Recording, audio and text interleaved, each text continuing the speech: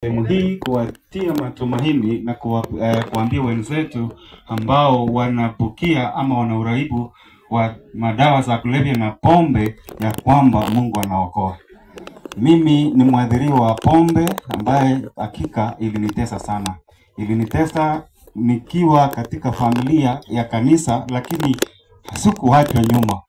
Ilinitoa pale, ikaniangamiza, nikakuwa addicted mpaka nikakuwa mtu mwenye nikakuwa na lock hangover na miss kama wengine wetu walivyo hapa. Ilinitesa mpaka na familia, mpaka kijana wangu mdogo alikuwa anaulizia ya kwamba ni pombe kiasi gani mtu anafaa kunywa ili arudi nyumbani mapema, kwa sababu mimi nilikuwa nikitoka asubuhi na mimi nakuja usiku. Zaidi ya hayo yote, nilikuwa nikiambiwa kila siku ya kwamba wacha pombe, pombe ni mbaya. Nikaipenda kwa sababu ya ile hamu nayo nilikuwa ninayo. Lakini wakati mikutano ilipokuwa ikitangazwa kwa ajili ya wana operation ama mikutano ya kanisa, mimi nilikuwa nikivuruga. Mimi nilikuwa nikisema mmekosa kitu ya kufanya, tiboza mnatuletea hii. Lakini wacha niwaambie watu wa Mungu ya kwamba pombe hii ambayo nilikuwa nikitetea, siku moja nashukuru Mungu kwa sababu aliniokoa. 4 years down the line mimi ningekuwa nimekufa. Lakini nashukuru kwa sababu ya kikundi ya Operation Okoa Mlevi ambaye inaongozwa na mama wetu Pastor Salome Chepitok, ambaye alikuja akaingilia maisha yetu na kuniokoa. Vile mnaniona hivi, nasimama kusema ya kwamba usichelewe sana wakati unasikia sauti hii. Kama tungekuwa na mambo, kama kungekuwa na kitu kizuri, tungesiti kukua huko. Lakini nimetoka kwa sababu mkiniona hapa nasimama nikiwa na macho ine. Si kwa sababu ya kupenda kwangu, ni kwa sababu ya maneno ya pombe. Siku hiyo ilikuwa siku ya Ijumaa on Friday. Na baada ya kutoka mazishi kama hii, nikawa nimeenda nyumbani. Kulikuwa na mkutano ambao ulikuwa umeletwa kama yenye tumeleta hapa Rungufe. Na kwa sababu kila siku wazazi walikuwa wananiambia, "Wewe mwanangu, tafadhali njoo, wacha na maneno ya pombe." Mimi nikawa siambiliki wala sisikii. Na siku hiyo akaniita akaniambia, "Leo kesho kwa sababu ya hii mkutano inafanywa na itamalizwa kesho, ningependa uhudhurie hata angalau siku moja. Siku tu ya leo tukimalisha na kesho tuenda kanisani." Nikaambia, "Mama, nimekuelewa na nimekusikiza. Leo sitoki." Na kwa sababu pale ilikuwa ni kama gate ya kutoka nyumbani kwenda pale kwa crusade, nikasema nataka kumdanganya mamangu nikana kwamba sitatoka. Nikakuja kwa nyumba na kutoka nikamwambia yenyewe sitaenda mkutano leo, lakini kesho nitaenda kanisani tumalize hiyo mkutano. Wakati nilitoka nikaingia kwa nyumba yangu, nikakaa kidogo nikipima yeye, na baada ya kujipea mashughuli mimi nilitoka na nikaenda mali penye pombe aina ya chang'aa ilikuwa inauzwa. Wapendwa wa Mungu, nataka kusema nini? Hapo ndipo nilipokutana na mauti yangu. Mpaka kuanzia hiyo siku nikapoteza jicho langu. Wakati tunakuja hapa kusema tutapembere sana na kusema ya kwamba lakini unataka upoteze macho ndiposa upate kukeuka. Unataka tukuzike kama wenye tumezika wengi. Nasema pombe tunayokunywa sasa, ndugu zangu, si pombe, hiyo ni kemikali. Watu wanatufanyia biashara, sisi tumeumia hata mpaka na chakula kwa sababu ni sumu, hatuna appetite. Unaletewa lakini unaona heri hunywe supu hata kama ilikuwa ni nyama. Sasa njoo tafadhalini, kwa sababu ya muda. Tuko na wakemaji, tuko na wakunywaji, tuko na aina ya assembly yote kwa vikundi ambao mmeona. Kwa sababu ya ushuhuda, kwa sababu ya kile kitu ambacho tuliona, mtuleteni watoto tukuje tujifunze pamoja. Itawadhiri kwa njia nyingine, ama kama hata wewe si mkemaji, wewe utaibiwa mtu aenda akunywe pombe. So kwa sababu tutakuja kuandaa mkutano ambao hii kisha tutakuja mahali sehemu hii mwezi wa 7 ama wa 8 Mungu akipenda. Tafadhali tutumie viti yetu kufanyia Mungu kazi. Hawa watoto hata mkupeleka rehab, it's just about buildings yenye imekaa imewa contain. Wakitoka tu bado watakutana na changamoto pale. Waleteni wakuje kwa mkutano hii. Hatukutumia pesa yote, Mungu anayeishi ndiye ametuokoa. Wazazi wangu sasa wanaishi wakishuhudia matendo ya Mungu ambaye Mungu ametutendea. mke wangu anafurahi. Nataka kuwatia changamoto wanawake ambao wako na shida na wanaume ambao wanakunywa pombe. That is not a permanent situation. Waombeeni jinsi nilivyoombewa hata na mimi. Mke wangu hakutoka kwa ndoa, alivumilia na sasa anashukuru Mungu kwa yale makuu Mungu amewatendea. Amen. Mbarikiwe. Asante sana.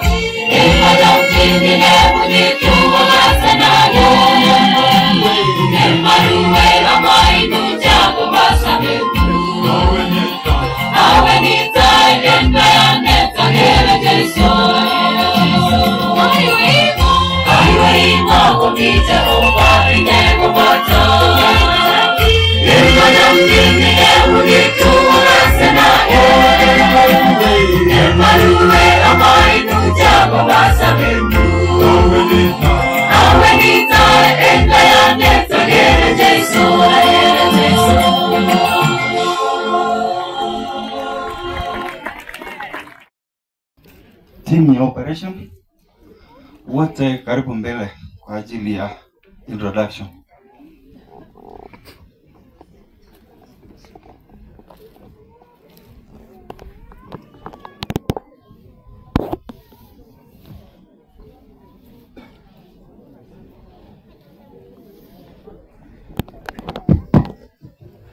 Bas, Bwana asifiwe.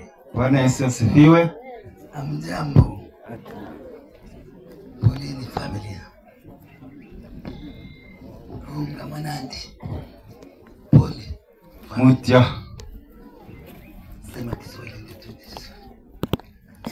Wakati timu na operation. Tumesimama tukiwa timu ya operation. Salome Chebitok Lagat. Kwa majina naitwa Salome Chebitok Lagat. Kimaini kicheke tingene likiwa sautini. Walevi peke yao ndio wanielewe mahali sauti yangu ilipoenda. Lakini jamaa yeye kwa tibe maswali. Lakini wala hawanywi wanauliza maswali. Lakini kanisikitu magno. Niko na miaka 26. Habari idara hii. Nikingangana kwa hii idara. Mchana na usiku. Na si watoto wangu. Hatuita hatuna ukoo. Lakini ni watoto wa Mungu. Ningependa kuomba. Mtu akifa namna hii, mwenye amepata ajali, ikiwezekana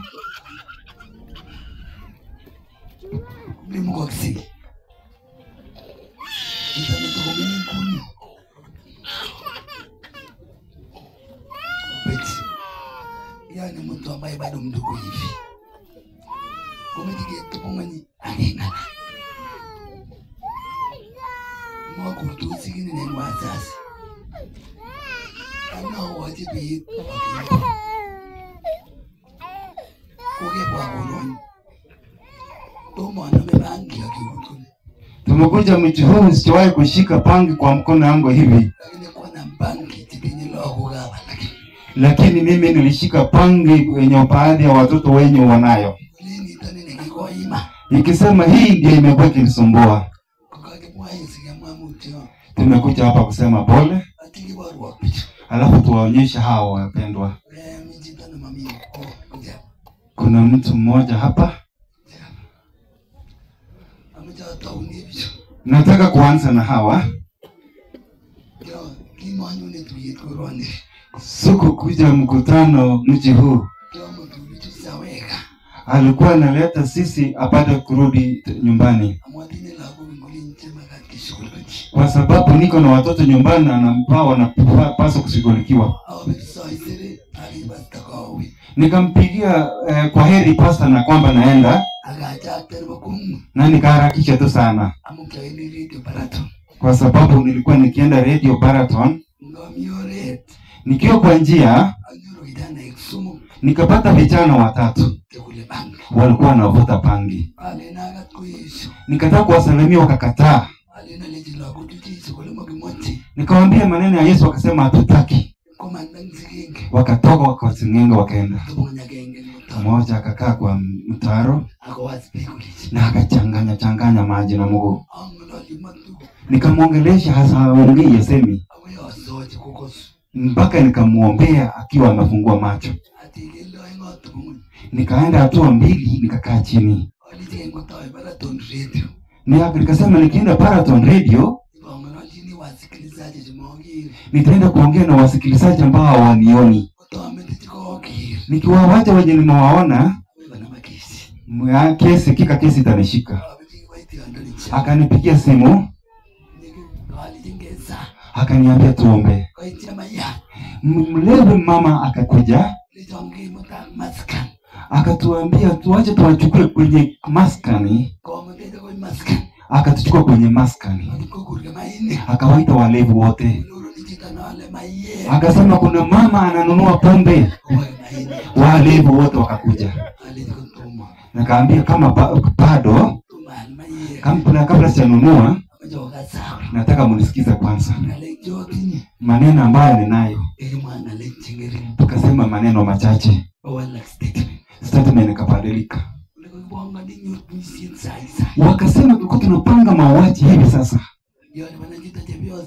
Mtu ameninyang'anya mke. Na akapiga picha akapost kwa WhatsApp ama Facebook. Akanionyesha hivi. Akasema niambie kwa sababu mmekuja kwa wakati ambao ni kama unafaa. Tulikuwa tunataka kutenda jambo. Tufanye nini? Akaniambia twende sisi wote. Akasema mnajua mahali mwanamke wako. Akamwambia tutaenda wote. Akanipea mlevo mmoja. Nikamuita pasta. Tukaingia kwa gari. Tukafika mahali penye tulifika. Tukaona mtoto. Kwa sura tu mtoto wa huyo msichana alikuwa wa yule. Lakini ako kwa nyumba ingine. Tukaomba. Na pasta akapiga simu. Tukakuja kwa hawa. Tukafika mama yao alikuwa analia. Ismail amenitusi.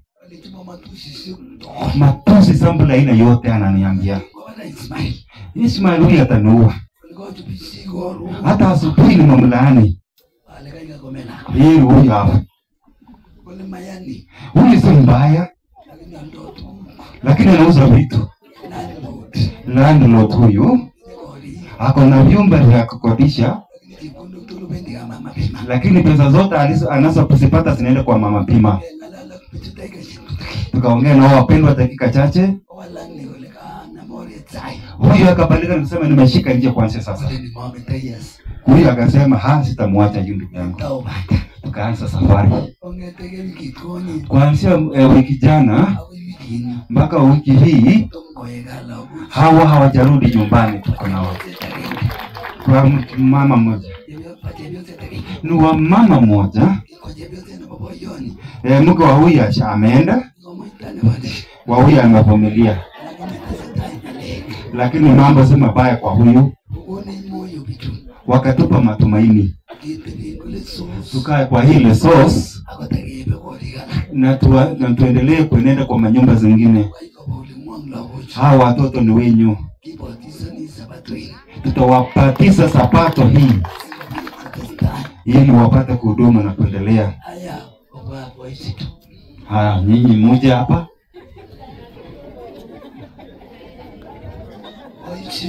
Hawa wazee tulikuwa na mkutano Kapisaga kuanzia tarehe 13 hadi tarehe 19 mwezi wa 4. Host ndio huyo. Huyu alikuwa pa Mama Pima International. Amepokea neno la Mungu. Akaomba msamaha walevi wote.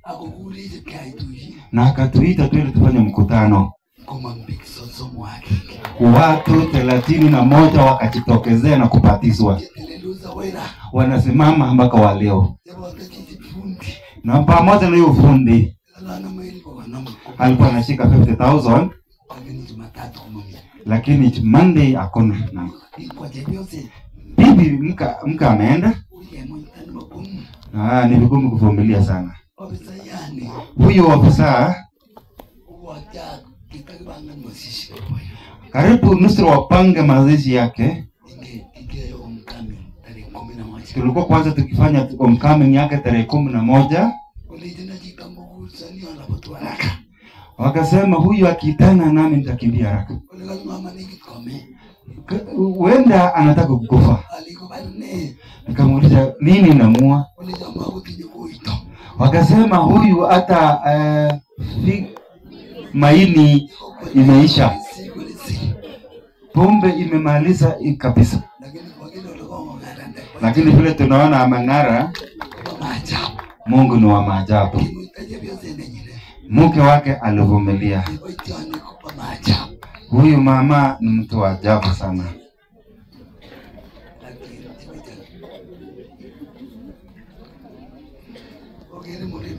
Mnaona huyu pindi mrembo? Mimi naita tu hiyo ni maajabu. Tulipokutana mara ya kwanza alikuwa amenona uso ama mafura. Nimeachiwa nyumbani kwangu na pikipiki. Na mimi nataka kwenda Kericho.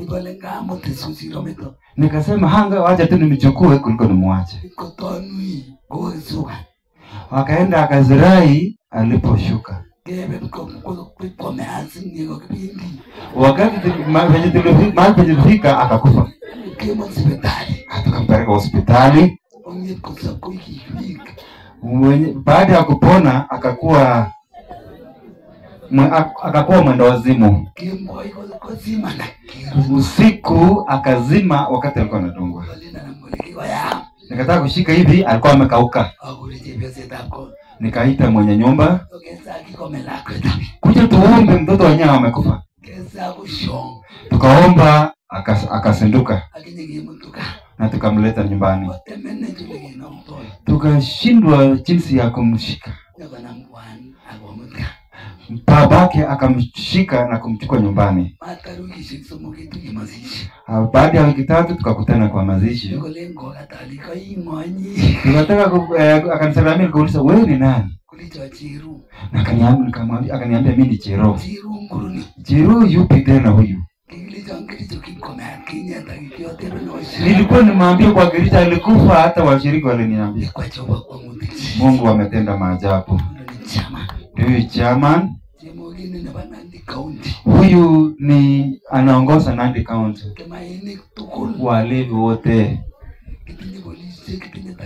Tuko na polisi, tuko na madaktari. Hata makinikasa gelingo. Wacha wasalamia kwa sababu yeye ni mdosi. Pak, natai ada makatak tukul ngai na tapje sa ale jamge gogen. Ale napinya sauti nouni amu kiwasar wajo ba. Nasema niko na hii sauti kwa sababu Mungu ameniokoa. Kaya maiya ke nyisek sasom. Nimekunywa pombe miaka 30. Lakini kaya maajabu jadam. Lakini nimefanya maajabu mengi kwa hiyo miaka. Na mingu na kajini jao bagongoi meseng amu kiribo. Kwa sababu sasa namtukuza Mungu kwa sababu alinilinda. lakini alen kityo kobubi kikur Jesu atkinye akot Petro tekikab samakinik komwaita logoiwek chemyachen. Kwa ufupi nasema kina Petro waliitwa ili wao wavuvi wa samaki, yani kwa niaba ya watu. Lakini rani kokur Jesu kimainik kotar boisiet. Lakini leo Mungu anaita walevi wakuja wamalizie kazi ya Mungu. So alen ongeku tayari ketar Jesu asokure ketar boisiet nemeche ketar. Naomba ya kwamba tuwe tayari kumpokea huyu Yesu ili tumalize kazi yake. Alen as nebo leta alen pole. Mwisho nataka kusema pole Family, kwa family, mwalimu kwa walimu ak kanisa na pamoja na kanisa. Alen kamwa pole notok niaba nanyunet ak nebo operation tugul. Mimi nasema pole hizo kwa niaba yake na wana operation wote. Poleni sana. Pamoja missing. Prayer band tugul. Prayer band. Ndio support ni ministry. Hawa ndio wana support hiki kundi kwa maneno ya maombi. Kwa sababu hii ni vita kuu. Mungu na wabariki. Nataka kusema jambo moja. Msitawaelewa. Si tunafanya kazi na nakada. Mara mingi. Na kwa mara mingi ni ripoti kamili. Wanatupea report ama taarifa kamili kwa vitu ambavyo yanaendelea ulimwengu mzima. Na imebainika ya kwamba vijana ndio wanapokea pombe zaidi kuliko wazee. Inaonekana kwamba bangi ndio inavutwa zaidi kuliko sigara. Na watoto wachanga wamepatikana wakivuta bangi. Nimeumia sana mimi kwa mazishi. Kwa sababu tunatumia muda mwingi sana tukisema jambo moja. Ni jambo ya kusema pole. Nimekuja kusema pole. Mnaelewa ya kwamba watoto wetu kweli wanakufa. Mnafahamu ya kwamba shetani anatufanyia sherehe. Mtu anakuwa mtoto wako, unaenda kupima uniform, huyu anazikwa, alafu kesho anaenda kwa mwingine. Mnakula sana. Wapi maombi? Tuko na pastor wangapi hapa? Mareverend wangapi wenye wanafaa kuombea watoto wetu? Wanafaa kuombea vizazi vyetu, ili tusije tukasema tu pole pole pole. Teresa Tarus, yeye ndiye atakuwa anatuhubiria siku ya leo kwa West Rift Valley Field. Yeye alikuwa amepewa hii programu wakati alikuwa kwa Greater Rift Valley. Wakati tulikuja hapa tukiwa na Lucy Serem na tukiwa na Teresa Tarus kwa hii idara ya operation Okoa Mlevi, tumealikwa hapa Lesos. Senior chief ndiye ametualika na ametupea hall yenye inaitwa Mogohon. Tunaomba ya kwamba mkatuletea watoto tukutane kwa huko Mogohon, na mtuletee pia na chakula, kwa sababu shule yetu hii na tulipi hata na fees. Tusichanga tu pesa ya kuwazika walio kuwazika wapendwa. Wacha tuchange kuwasaidia wangali hai. Tuko na wapendwa kutoka Kisii. Kuna program ya Kisima Radio Nyamira. Kisima Radio Nyamira. Program kila Jumatatu. Niko na program kila Jumatatu yenye wanaongelelea pombe na madawa ya kulevya. Ulimwengu unalia. Watoto wamefika university lakini wanalala kwa mitaro. Watu wamefikiria hii ni uchawi. Watu wameenda kwa uchawi. Watu wameenda kwa rehab. Lakini hawajabadilika bado. Mungu mwenyewe ameamua kuwaokoa watu wake mwenyewe. Hakuna pesa yote tunatumia. Tusupport kama kanisa. Tusupport kama wazazi. Ili watoto wetu wapate kupona na sisi tufurahi. Huyu pastor amekuja tunakuanga naye kwa program. Kwa sababu tunataka kwenda kuanzisha makambi kwa Nyamira na Kisii. Hatukujua kwamba kuna msiba eneo hili. Tunasema pole sana. Karibu pastor. Mnaopendwa na Kristo, nachukua nafasi hii kuwasabai. Bwana asifiwe. Mimi kwa jina vile mmesikia ni mtumishi wa Mungu Innocent wa Buyele. Mimi nafanya huduma hizi za mahubiri kutoka Radio Adventista Radio Kisima 89.7 FM. Na ndio tulichuana na huyu mama anaitwa Esther Kurgat.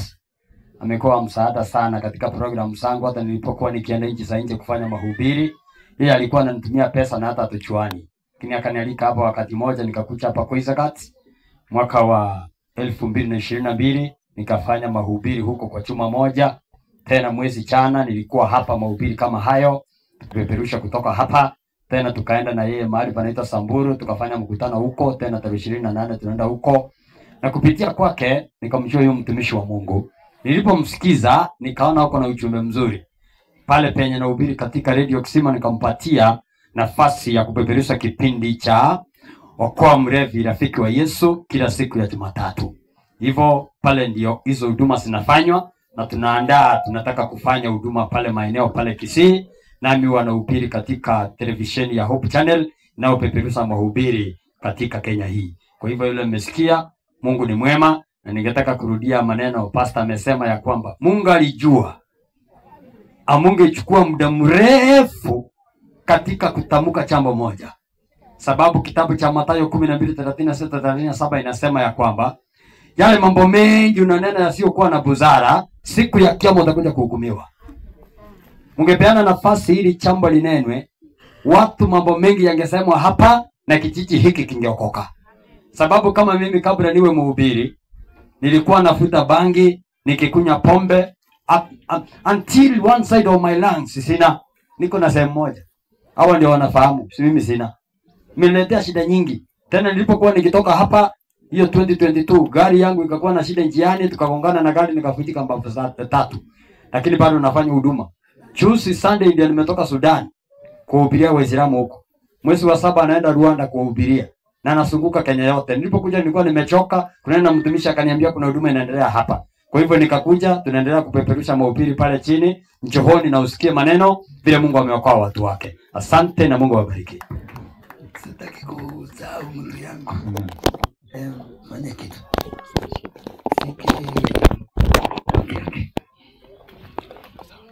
Huyu alisoma Segero. Anatoka Kisii. Uji kidogo. Akasema aliwahi kufanya experiment. Wale wamewahi kufanya experiment ni marafiki yetu. Kwa sababu wanajua look, wanajua mix, wanajua hang. Yeye ni msomi. Alimaliza university vizuri.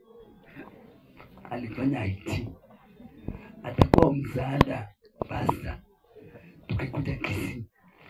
Ili Kisii itanishinda, atasema. Ataambia hata university students madhara ya hiyo kitu alionje kidogo. Salamia baba. Hamjambo wana wa Mungu. Kwa jina ni Maxwell Oguto na nafurahia kuokolewa na kuwa a member of the operation kwa walevi. Na mimi kama kijana ningependa kuhimiza vijana wenzangu, tafadhali msijaribiwe na vijana wenzenu. The worst enemy mwenye atakuwa advice ukunywe pombe ni huyo rafiki yako ambaye umekaa na yeye, huyo ambaye mnasoma na yeye na huyo ambaye mnatembea na yeye. Tafadhali tuweze kuokolewa na tuache ulevi. Poleni familia na tutazidi kuombea. Nasikia vizuri sana. Enda pale. tunataka kukaribisha mnenaji dada Teresa, lakini tuimbe ile nyimbo ya walevi, ili kama walevi wako watujui. Hii ni siku yetu, Yesu amekubali kutuokoa, sio kama iko mlevi utatujui. Wapi wimbo chairman?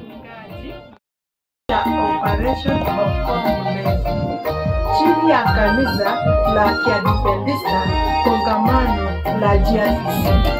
Ninashuhudia mkono wa Mungu mwenye nguvu kuwaondoa watu katika ulevi. Wokovu niliopata mimi ninawakawia walevi, hakika si walevi tena. Barikiwa na wimbo huu wa Operation. Operation Okoa Mlevi, mimi najivunia kikundi. Operation Okoa Mlevi, mimi najivunia kikundi. Nililewa, nilikuwa mlevi, majina makubwa niliitwa. Sumbua, soja na chizi tuliitwa, majina makubwa ya aibu. Maisha mbaya na pesa kuharibu, matusi, uchafu kawaida. Nimeasi, tangaza nimeasi, nakanyaga kwenda juu mbinguni. Nililewa, nilikuwa mlevi, majina makubwa niliitwa. Sumbua, soja na chizi tuliitwa, majina makubwa ya aibu. Maisha mbaya na pesa kuharibu, matusi, uchafu kawaida. Nimeasi, tangaza nimeasi, nakanyaga kwenda juu mbinguni. Asante Yesu Bwana, naishi ni neema yako. Mitaro mimi nililala, na ila mimi nilikesha. Wokovu mimi nimepata, naishi nikishuhudia. Wokovu mimi nimepata, naishi nikishuhudia. Natangaza huyu Yesu mkombozi, natangaza Yesu wa walevi. Nyumba sirudi, mitungi nimetupa, nakaenda na juu mbinguni. Asante Yesu Bwana, naishi ni neema yako. Mitaro mimi nililala, na ila mimi nilikesha. Wokovu mimi nimepata, naishi nikishuhudia. Wokovu mimi nimepata, naishi nikishuhudia. Natangaza huyu Yesu mkombozi, natangaza Yesu wa walevi. Nyumba sirudi, mitungi nimetupa, nakaenda na juu mbinguni.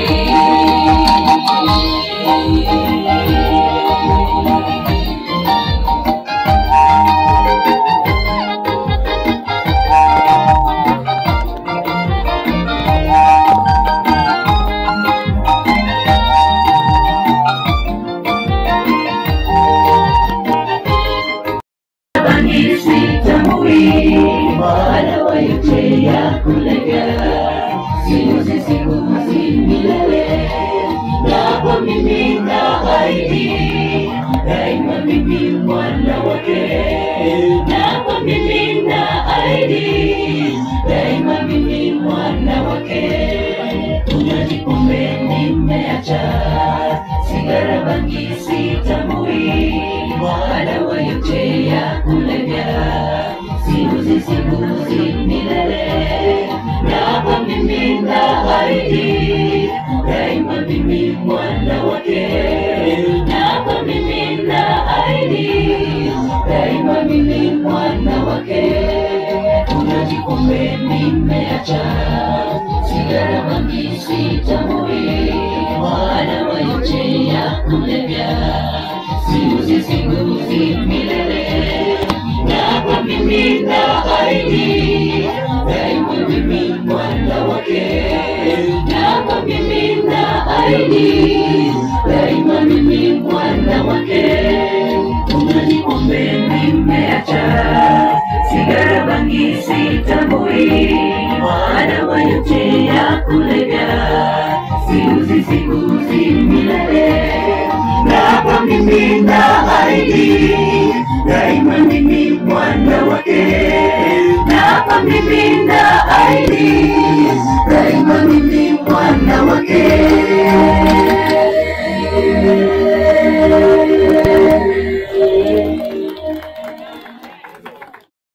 Naitwa Rizka Kabele.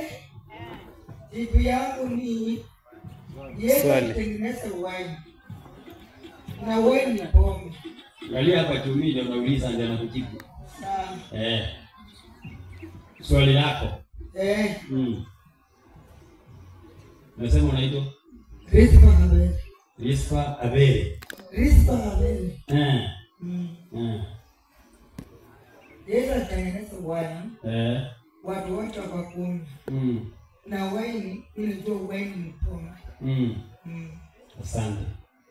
Kwa hivyo umesema Yesu alitengeneza. Mungu akubariki sana. Na hapa ni nyumbani? Mimi ni Stima School. Stima School, lakini wewe hapa ndio kweli. Asante. Umemaliza swali lako? Hapa sipea majibu. Wacha tuombe kwanza kabla ukae. Tunaomba.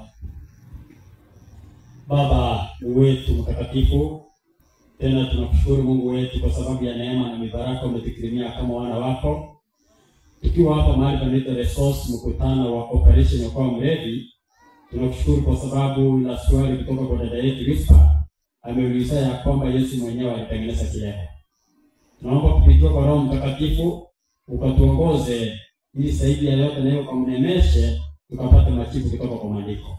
Hilo ndilo ningekuwa vile tunaomba kwa imani kupitia kwa jina la Yesu aliye Bwana na Mwokozi wetu. Amen. Kana kipaza sauti kwa ile mama mwenye ananisomea pale. Hakika hiyo ni swali linakuwa na changamoto kwa watu wengi, lakini kwa ufasaha ningetaka sasa tuangalie ndani ya maandiko tuone ya kwamba Mungu wetu ambaye alimkubalia mwanae Yesu Kristo akaandae ama akatengeneza kileo watu wakani.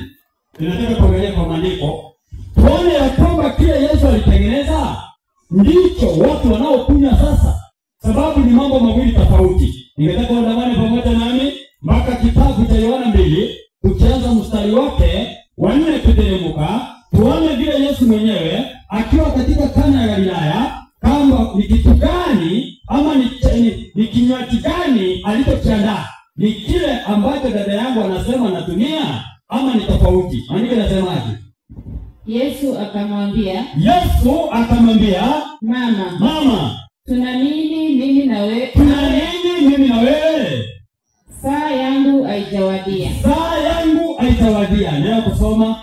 Mamaye akamwambia watumishi. Akawaambia watumishi.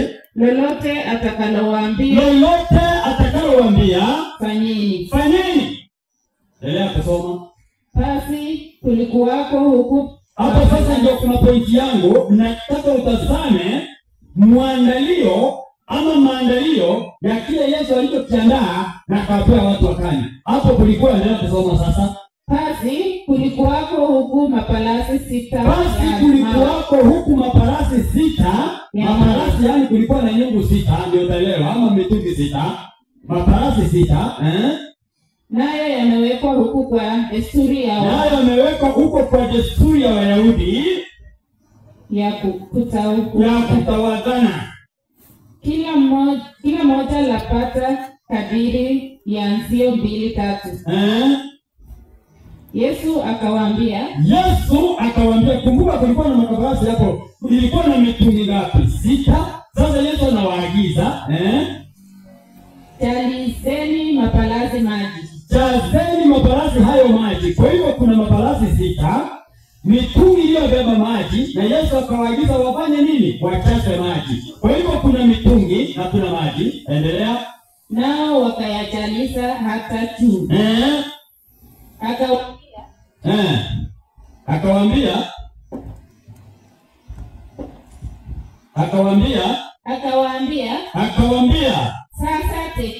sasa tekeni. Mkapelekee watu wa meza. Yani wakaribishaji. Wakapeleka. Naye mkuu wa meza alipoyaona yale maji, yaani sio divai wala sio waini vile dada yetu anasema, wala sio pombe, ilikuwa ni maji aliyopokezwa kiongozi wa ile sherehe. Alafu sasa alipopewa yaliyopata kuwa divai, wala hasijue ilitoka wapi. Lakini watumishi walijua, wale walioteka yale maji. Yule mkuu wa meza akamuita bwana yule mwenye harusi, akamwambia kila mtu kwanza uandaa divai iliyo njema. Lakini wewe hata watu wakiisha kunywa sana, ndipo uleta iliyo dhaifu. Wewe umeiweka divai iliyo njema hata sasa. Kwa hivyo kinywaji Yesu aliyobadilisha yakawa divai, watu hawajai kunywa. Kwa hivyo nataka tuandamane pamoja nami. Kitu cha kwanza kulikuwa na maji. Kitu cha pili yakageuka yakawa divai ambao walikunywa, wakashiba, wakafurahi. Hayo ni mambo tofauti na kileo cha sasa. Sasa nataka nijibu hiyo, ndio uone ni kitu gani kilikuwa, ni kuleta na ya sasa. Hapo sasa nataka uende pamoja unaona ni nini? Ni maji. Sasa maji maana yake ni nini? Kitabu Yohana 4:14. Tuone yale maji yalikuwa yanaashiria nini? Sababu mwenye aliyesema akaagiza yachazwe katika makaparasi, Yohana 4:14. Aliyeagiza ndiye mwenyewe Yesu Kristo. Tuone yalikuwa yanaashiria nini? Andika nasemaje? Walakini yeyote atakayekunywa maji yale nitakayempea, mimi ataona kiu milele. Bali yale maji nitakayompa yatakuwa ndani yake chemichemi ya maji milele, yaani hayataondoka. Kwa hivyo hayo maji yanadumu ndani ya mtu milele na yataisha wala yatapungua. Kwa hivyo yale maji yalikuwa ni ashiria kuna kitu kitakaa ndani ya mtu ambacho hakitapungua. Na sasa tumegundua yalibadilishwa yakawa divai. Sasa hii divai ni pombe ya kawaida ama haya maji yaliyouzwa ni nini? Tuone sasa divai ilipokuwa ikitengenezwa, kile kinywaji kilikuwa kinatengenezwa kutoka kwa mbegu za mizabibu. Sasa hii mizabibu iliyokuwa ikitengeneza divai ilikuwa inaashiria nini? Yohana 15:4 kuteremka. Tulia tu, wacha nisikize, utapewa nafasi nyingine ulize swali usijali. Sina kujibu swali lako. Endelea kusoma. Yohana 15:4 mpaka mstari wa kuteremka kwa 7. Soma. Kaeni ndani yangu. Alisema kwamba maji atakayewanywesha watu yanakaa ndani yao chemichemi yaishi. Na hapa sasa yeye anasema maji yalibadilika yakawa divai. Divai ilikuwa inatengenezwa kutoka kwa mzabibu. Sasa wacha tuone hii aliyowapatia ni nani. Amesema kaeni ndani yangu nami ndani yenu. Kama vile tawi lisiloweza kuzaa peke yake lisipokaa ndani ya mzabibu, kadhalika nanyi msipokaa ndani yangu. Mimi ni mzabibu. Kwa hivyo sasa mzabibu ni nani? Yesu. Na mzabibu ndiye alikuwa anatengeneza nini? Divai. Kwa hivyo divai ndiye alikuwa anatengeneza kutoka kwa mzabibu. Sasa hapo kwenye maandiko mzabibu ni nani? Yesu. Si Yesu. Kwa hivyo kile Yesu alipowapatia pale na amesema yeye ndio maji yaliiva yakawa mzabibu, kile alichowapatia pale ilikuwa ni neno, wakalipokea wakaokoka. Ndio kusoma. Ninyi ni matawi. Akae ndani yangu nami ndani yake. Huyo huzaa sana. Maana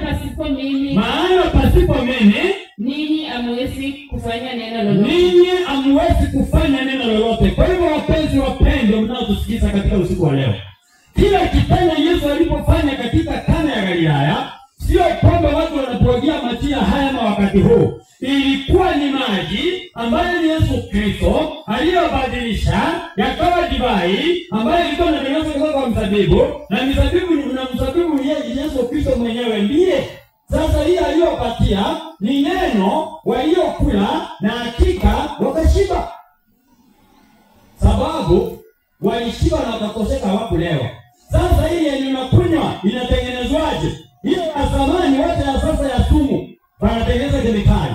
Lakini pombe yenyewe ya kuleweka watu, mtu alikuwa anachukua mahindi, anaichukua kwa kisiage, inakuwa unga, anaileta, anaweka kwa karatasi ya nylon, anachanganya na maji, inakaa siku 7, uwe na ganda, sasa anaikanga, labda anaikausha.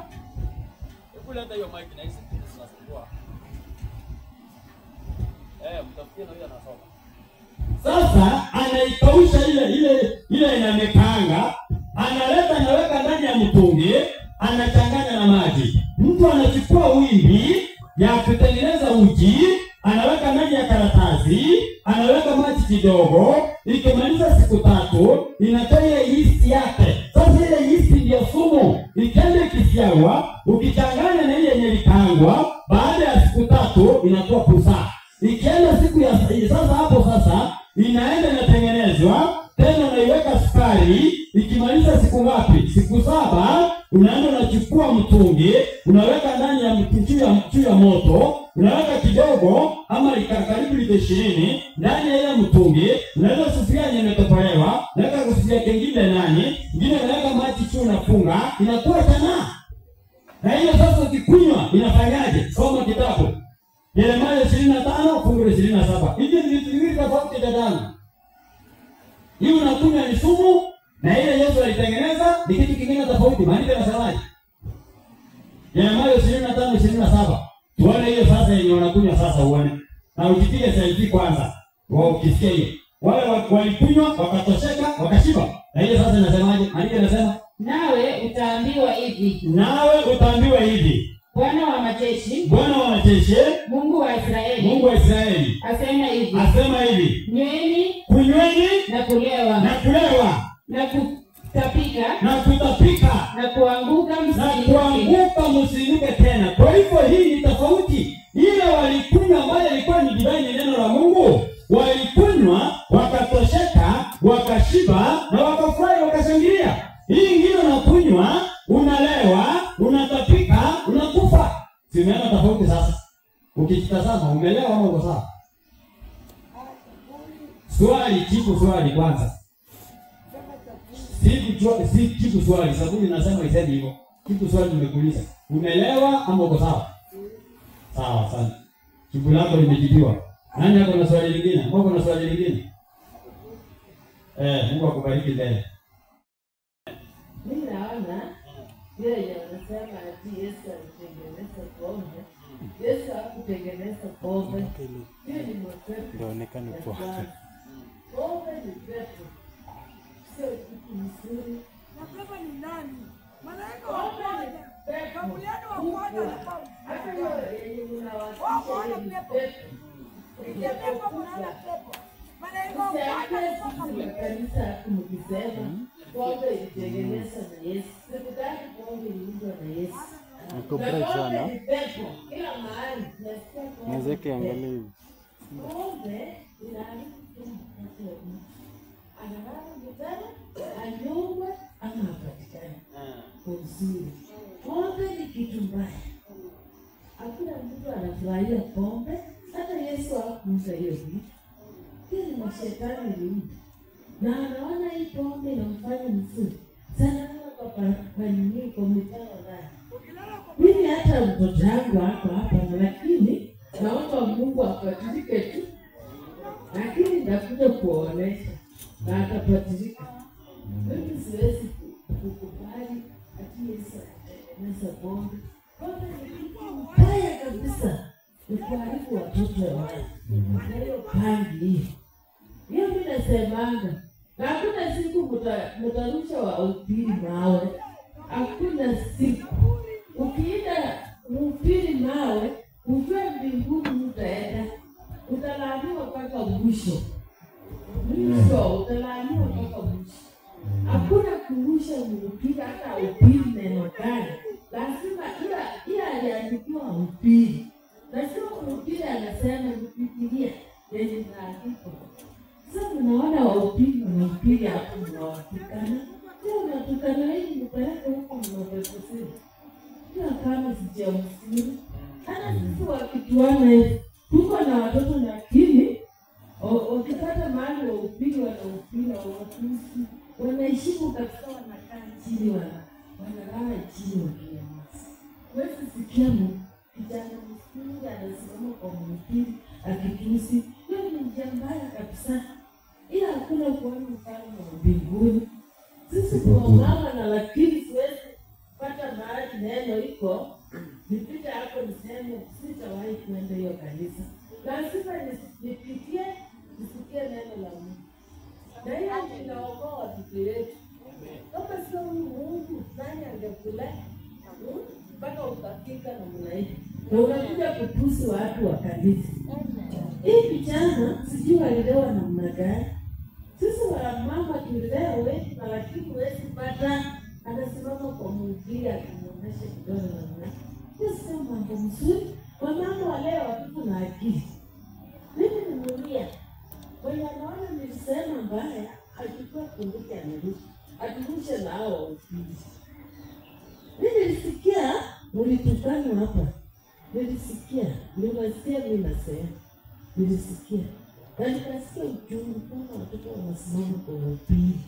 Na wewe ni mtoto kijana. Si mtoto wa upili. Hata ukipata wa upili, wanatengeneza njia yenye utaenda mbinguni.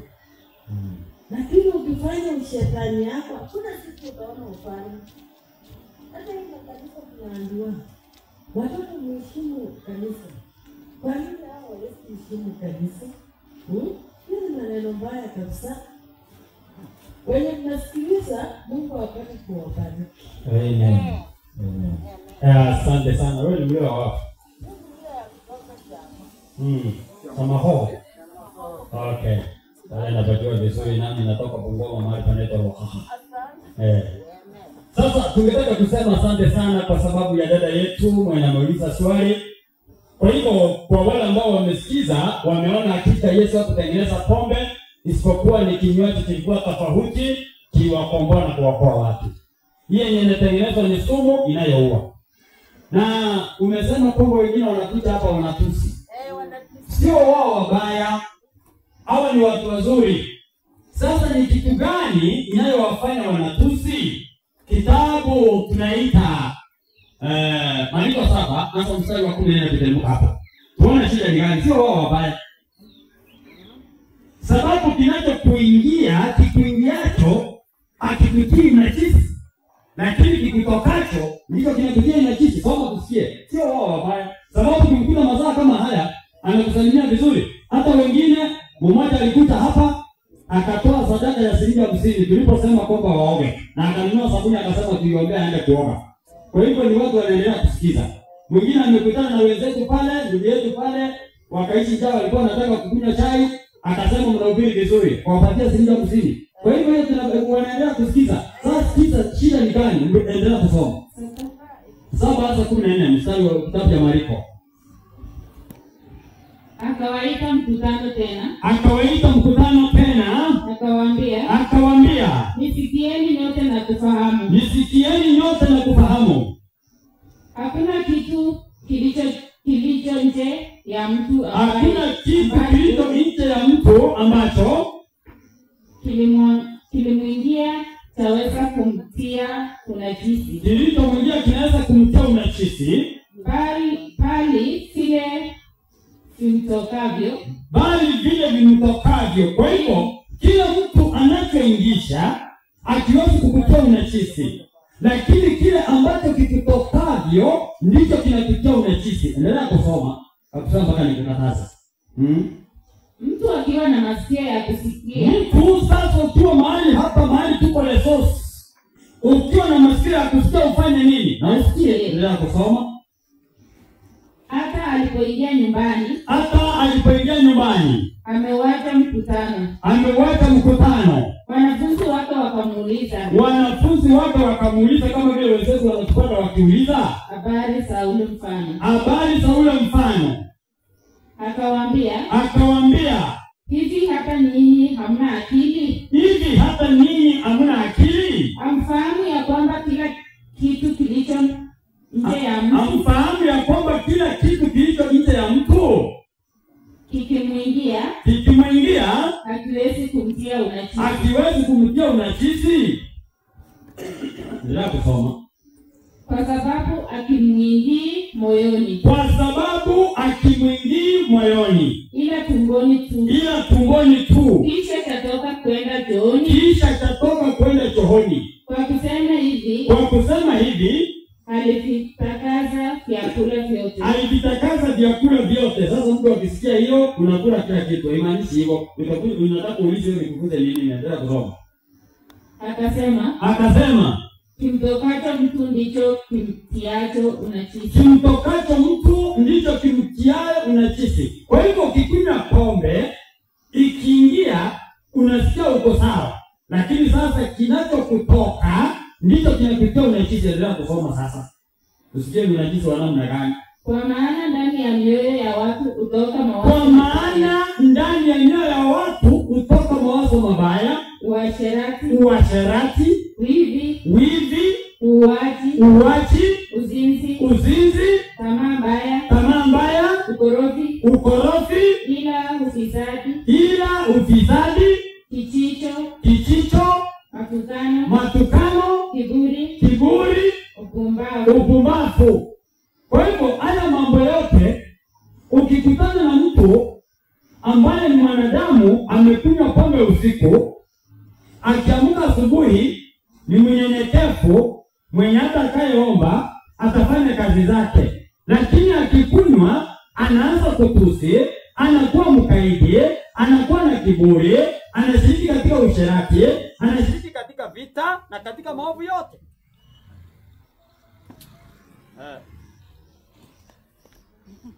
Sima imeenda ama imefanyaje? Imeenda. Hivyo ndio kusema.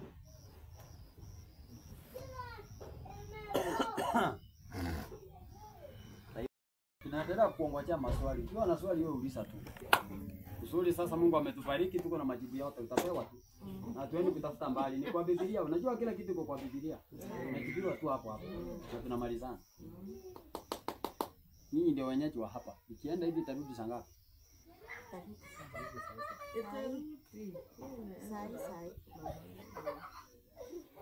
Hapa ni kwa Kenya Power. Kenya